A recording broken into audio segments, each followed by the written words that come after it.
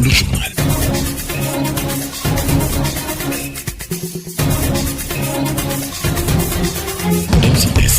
Le journal. Poukoumel FM, dans un instant, le journal.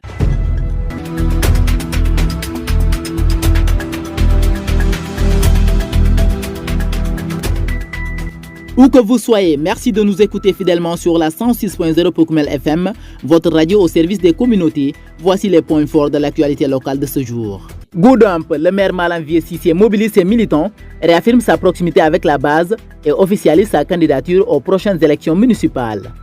Face à la recrudescence des grossesses précoces et des mariages forcés dans le département de Goudomp, SOS Village d'Enfants et ses partenaires se mobilisent pour protéger les jeunes filles vulnérables. À Goudomp, l'IEF célèbre la Semaine nationale de l'école de base 2026 dans une dynamique d'engagement collectif pour une éducation inclusive, participative et de qualité au profit des jeunes apprenants du préscolaire et du primaire. C'est tout pour les titres, nous passons au développement. Le journal avec Lamine Fati. Ousseynou Kamara s'occupe des machines. Mesdames et messieurs, soyez les bienvenus. Réunis à Goudomp le week-end dernier à l'hôtel de ville de Goudomp, les militants et sympathisants du maire Malam Vieux Cissé ont pris part à une rencontre politique marquée par une forte mobilisation. À l'occasion de cet échange convivial et empreint de communion, l'édit de Goudomp a tenu à réaffirmer sa proximité avec sa base.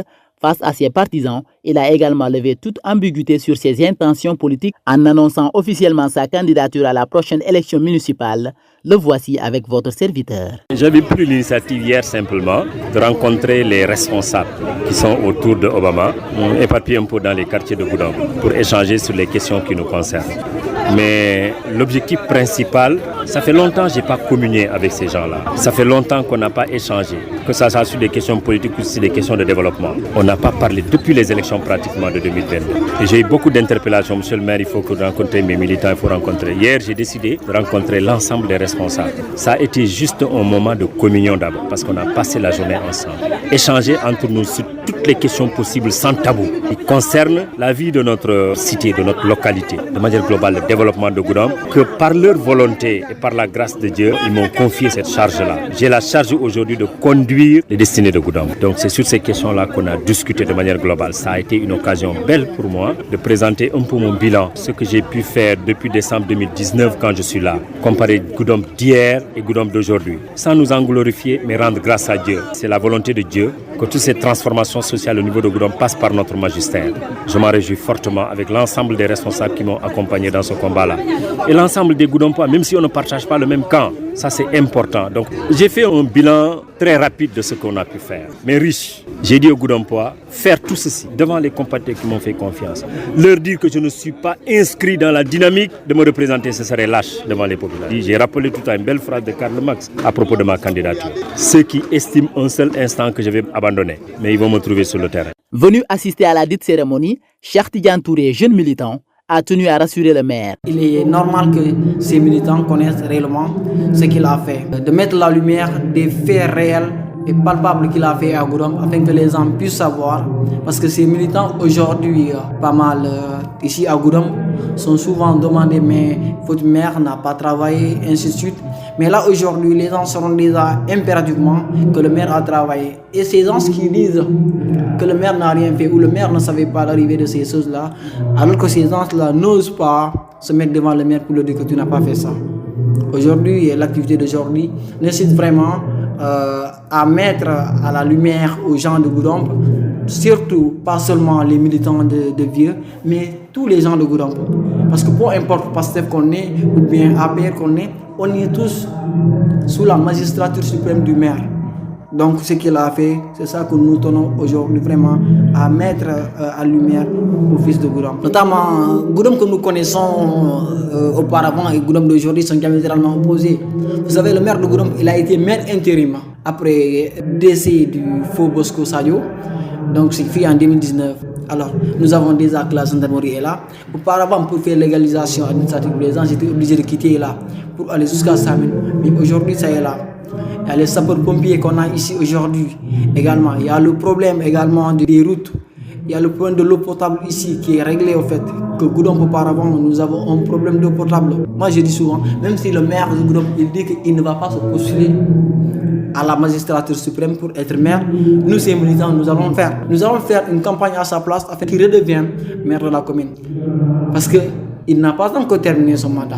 Il n'a pas encore terminé ce que nous on attend. Hier, je lui ai envoyé un message, j'ai dit, monsieur le maire, vous avez dit en 2022 que Goudomp sera comme Dakar. Alors aujourd'hui, nous avons vu que Goudomp est plus que Dakar. Face à la montée inquiétante des grossesses précoces et des mariages forcés dans le département de Goudomp, les initiatives se multiplient pour protéger les jeunes filles les plus vulnérables. Le centre d'accueil d'urgence SOS Village d'enfants, en collaboration avec le comité départemental de protection des droits de l'enfant, se mobilise sur le terrain pour offrir accompagnement, protection et perspectives d'avenir. À ce titre, écoutons Mohamed Fall. Il est le responsable du centre d'accueil d'urgence de SOS Village d'enfants à Goudomp. C'est vrai que la mission première du centre n'était pas orientée vers l'accueil des jeunes filles mères. Le constat et le plaidoyer a été porté par le comité départemental de protection des droits de l'enfant, mais aussi les services techniques qui composent toujours le comité, pour nous parler d'une réalité de la localité.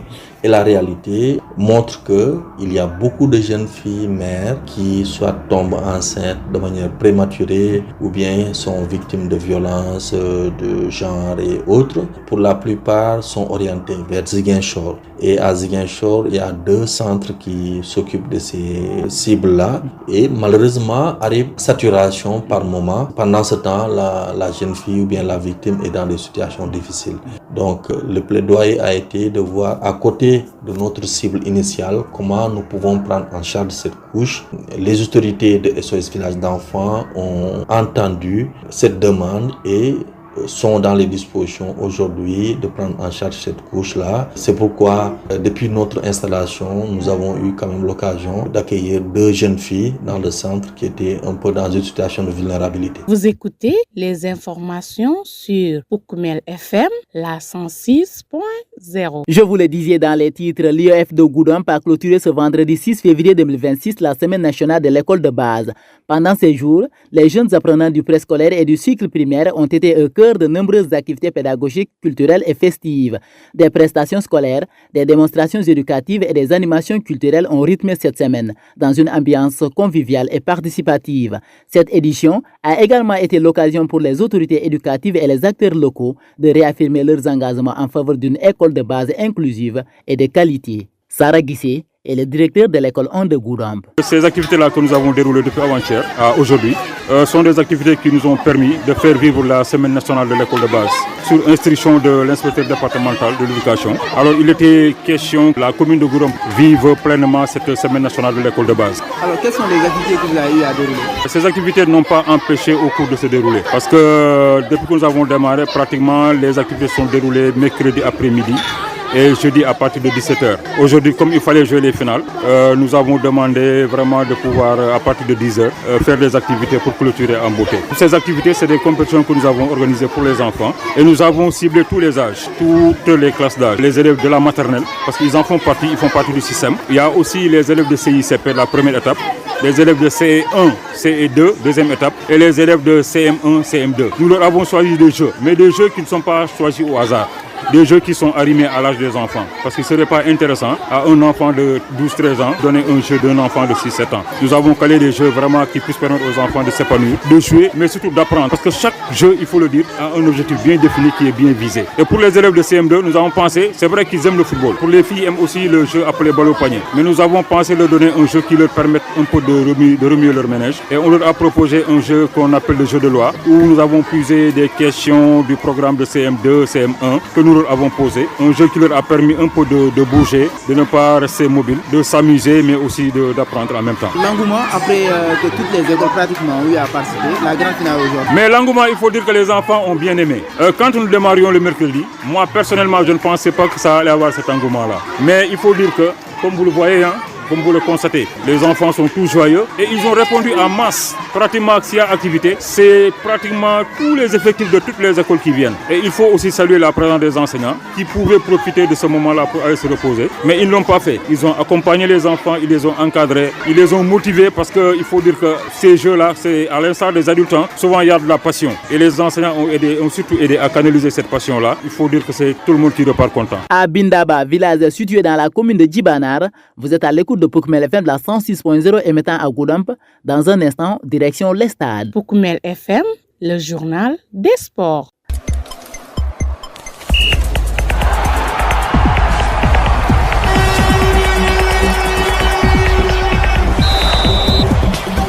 L'actualité sportive de ce jour est marquée par des discussions autour de l'arbitrage africain.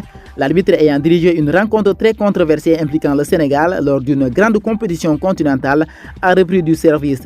Malgré les nombreuses critiques formulées à l'époque par des observateurs et les supporters, cette discussion continue de susciter des débats dans le milieu sportif africain, notamment sur la nécessité d'améliorer la transparence et la qualité de l'arbitrage. Au niveau des compétitions locales, la Coupe du Sénégal poursuit son chemin avec la publication des affiches des prochaines rencontres. Les clubs engagés se préparent activement pour ces matchs à élimination directe qui représentent une opportunité majeure pour les équipes amateurs et professionnelles de se distinguer sur la chaîne nationale. Cette compétition reste l'une des plus suivies par les supporters en raison de son caractère populaire et imprévisible. Enfin, à l'international, plusieurs joueurs sénégalais poursuivent leur belle dynamique dans les championnats européens et africains. Leur performance régulière renforce la visibilité du football sénégalais et constitue un vivier important pour l'équipe nationale à l'approche des futures compétitions majeures. C'est la fin de ce journal. Merci de l'avoir suivi. Mais avant de vous quitter, le rappel des titres.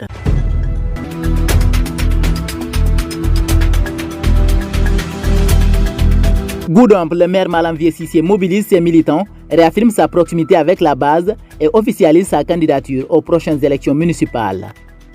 Face à la recrudescence des grossesses précoces et des mariages forcés dans le département de Goudomp, SOS Village d'enfants et ses partenaires se mobilisent pour protéger les jeunes filles vulnérables.